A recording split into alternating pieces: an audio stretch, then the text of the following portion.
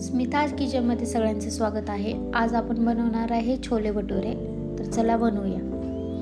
रोज चपाती भाजी खाऊन कंटाळा आला असेल तर हे नक्की बनवा। तर आपण आधी 6 तास भिजत घातले होते छोले आणि आता हे चांगले भिजलेले आहेत। तर आपण आता ह्याला यातलं पाणी काढून घेऊया। 1-2 वेळा धुवून ह्याला आपण कुकरला लावूया। बघू शकता कुकरला लावत आहे।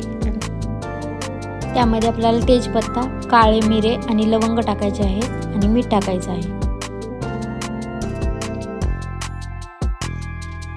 4 शिट्ट्या घ्यायच्या आहेत आपल्याला। भाजीची तयारी करूयात आपण। तोपर्यंत आपला इथे शिट्ट्या झालेल्या आहेत 4।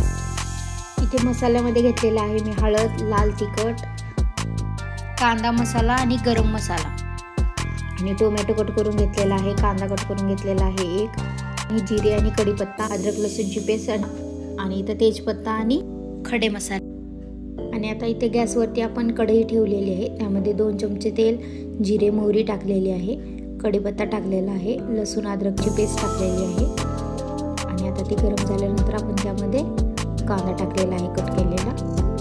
त्याला आपण आता आपल्याला फ्राय करून घ्यायचा आहे ब्राऊन कलर होईपर्यंत। नॉर्मली झालेला आहे आता इथे आपला कांदा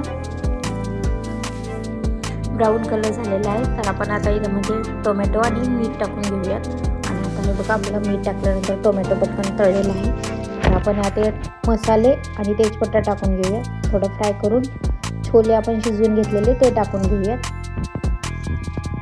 आता आपल्याला पूर्ण फ्राय करून घ्यायचं आहे आणि एक उकळी येईपर्यंत शिजवून घ्यायचं आहे। 1 चमचा आपल्याला इथे छोले मसाला टाकायचा आहे 1 उकळी आल्यानंतर आणि आता आपल्याला त्याला मिक्स करून झाकण ठेवून 1 उकळी घ्यायची आहे। आता हे बघू शकता आपली 1 उकळी झालेली आहे। तर आपली छोलेची भाजी आता तयार आहे। तुम्ही बघू शकता मस्त असं तेल सुटलेलं आहे। छोलेची भाजी आपण चपाती सोबत, पुरी सोबत या भटुरे सोबत खाऊ शकता।